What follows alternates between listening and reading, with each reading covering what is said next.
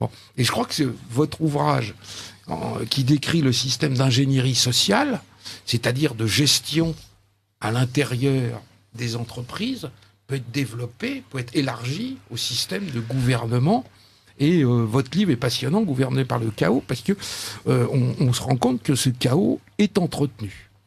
Oui, tout à fait, oui.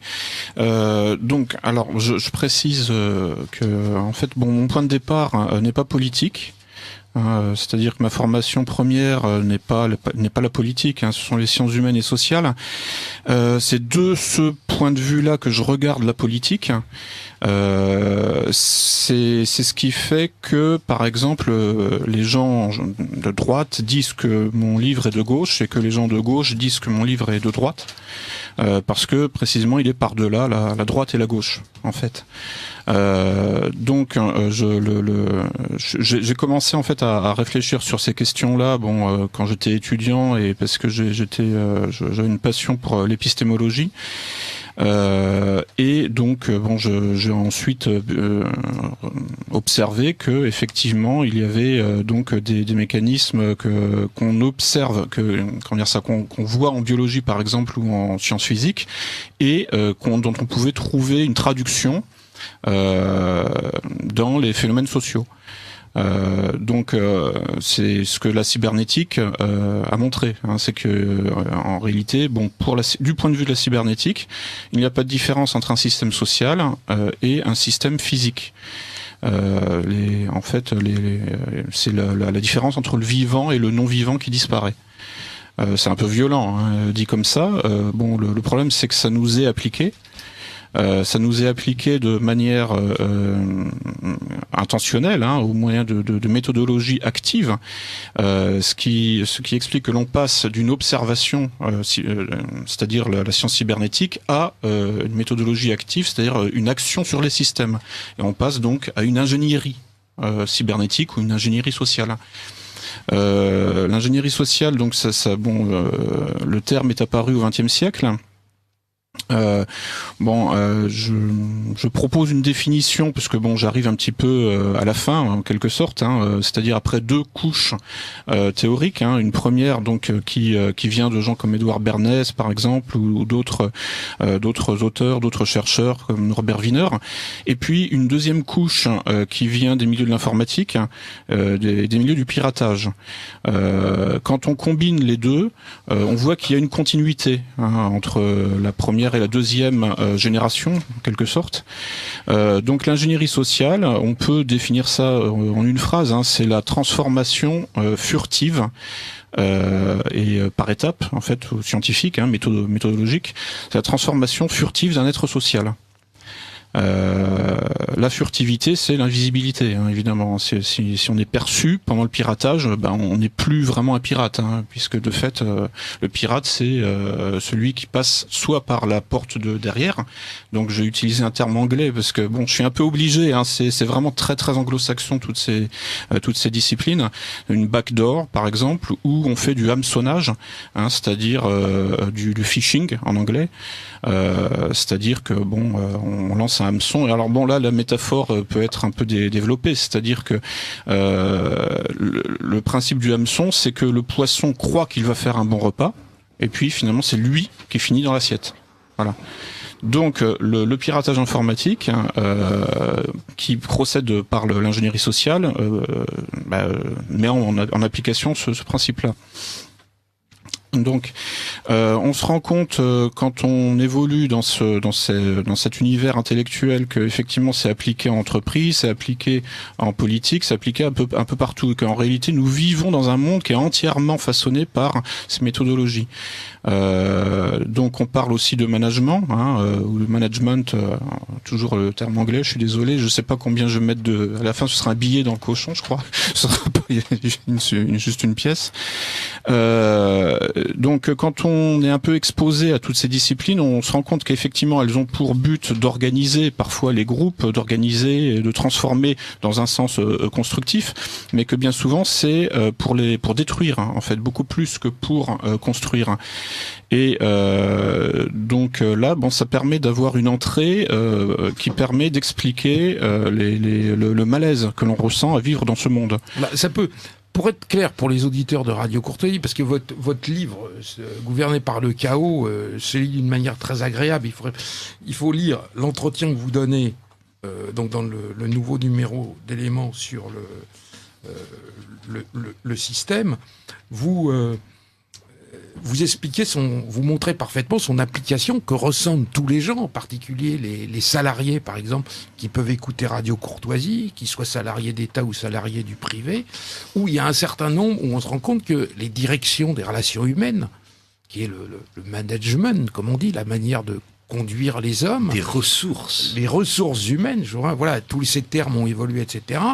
On applique, par exemple, ce qu'on appelle maintenant la conduite du changement. Oui. Bon, et vous avez quelque chose qui est très clair. Enfin, vous l'expliquez d'une manière très simple, en passant des questions cybernétiques, de sémiotique, etc. à la réalité. Vous dites par exemple, le clivage fondateur dans ces disciplines se situe entre système ouvert et système fermé. Et aujourd'hui, on a dans les directions des ressources humaines une apologie de l'ouverture. C'est-à-dire qu'on va avoir une apologie du métissage, de la féminisation, vous allez m'aider, Pierre Stader, les agences de notation, les notations, pas du tout économiques, mais les notations sociales, le fait qu'on va favoriser les groupements LGBT, etc., en disant qu'en fait tout le monde vous explique que c'est le PDG de l'Oral disant je préfère engager un immigré plutôt qu'un Français de souche, parce que c'est quelqu'un qui sera plus ouvert. On est toujours en train de prôner ce genre de choses. Et vous dites justement, parce que les gens vivent, les auditeurs de Radio Courtoisie vivent ça dans leur vie professionnelle, et vous dites l'ouverture alimente, mais la fermeture protège. Oui. Et on voit que la direction des relations humaines, ça a complètement changé, et c'est de l'ingénierie sociale. Un des objectifs étant, par exemple, de casser les syndicats, très clairement. Eh bien, oui, et c'est là où on voit effectivement que le libéralisme et le libertarisme vont dans la même direction. C'est-à-dire que nous demande le libéralisme et que nous demande le libertarisme, en cœur, de nous ouvrir toujours plus. Or, effectivement, un système ne peut survivre, ne peut exister qu'à la condition d'être relativement fermé. En fait, quand on étudie la systémique ou la cybernétique, on voit que pour se perpétuer dans le temps, un système a besoin d'entretenir des relations avec son environnement, d'être donc relativement ouvert. Mais s'il s'ouvre à l'infini, il se dissout dans cet environnement. D'où la nécessité d'une fermeture relative également. Et là, on change de paradigme, c'est-à-dire qu'on passe d'un paradigme illusoire et fictif qui pose un clivage entre la droite et la gauche à un autre paradigme.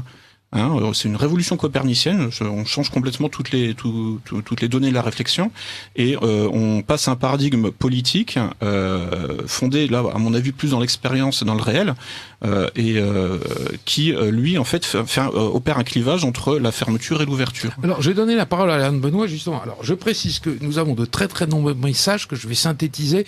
Mais on fait une présentation et donc on attaquera les messages dans 10 minutes ou un quart d'heure. Et donc, je voudrais justement que vous interveniez sur cette question avec l'apport vraiment important de livre de Charles Robin, La cause qui est pas là, où effectivement il transcende, c'est complètement dépassé cette notion droite-gauche et il montre parfaitement, je peux que vous allez nous l'expliciter, l'alliance qu'il y a entre libéralisme et libertarisme, l'idéal étant représenté par exemple par les bobos parisiens ou par Libération qui est à la fois libéral en économie. Son propriétaire est Patrick Drahi, le propriétaire de SFR, qui est en train de racheter Bouygues, qui vient de racheter les télécommunications, qui est de nationalité israélienne, etc., qui contrôle la fiscalement résident en Suisse. Voilà, fiscalement résident en Suisse. Et de l'autre côté, les libertaires, qui sont tous ces changements moraux, en fait, ou de valeurs qu'on appelle sociétaux, et qui aboutissent en fait au même résultat. Et c'est vraiment extraordinairement bien montré dans le livre de Charles Robin. Je vous cède la parole, Alain. Alors, si vous voulez, Emmanuel, je crois qu'on peut essayer de relier les deux travaux, le livre de Charles Robin et ce qu'a fait Lucien Cerise. Ce sont des sujets qui ne sont pas toujours très faciles à bien assimiler parce que il traite des choses tout autrement que ce à quoi nous sommes habitués en lisant les journaux ou en regardant la télévision. Lucien Cerise parlait de changement de paradigme. C'est un mot savant, mais c'est le mot exact. Nous sommes passés, on pourrait utiliser aussi cet exemple, de la modernité à la postmodernité. La modernité était une période d'ordre fixe, territoriaux. La postmodernité est un âge liquide, où tout est fait de flux et de reflux, qu'il s'agisse de flux informatiques, de flux technologiques, de flux financiers. Et dans ce nouveau monde postmoderne dans lequel nous vivons, il y a une évidence qui a disparu. C'est l'évidence ancienne, mais qui continue à conformer nos cerveaux, selon laquelle le but des gouvernements, quels qu'ils soient, quelle que soit leur orientation, c'est à l'intérieur d'un pays d'instituer essentiellement de l'ordre. Et de la stabilité. Et de la stabilité. Or, aujourd'hui, nous sommes dans un autre monde qui cherche à instituer du désordre et de l'instabilité parce qu'il estime que c'est en faisant cela qu'il maximise son pouvoir de gouvernance, comme on dit aujourd'hui. Et ça, c'est absolument révolutionnaire, évidemment. D'où la notion de chaos. Évidemment, il y a des chaos extrêmes qui ne sont plus gérables. Mais Lucien Cerise le montre bien, et Éric Werner, dans son livre « L'avant-guerre civile », l'avait très bien montré également. Il y a ce qu'on peut désigner comme la situation subchaotique.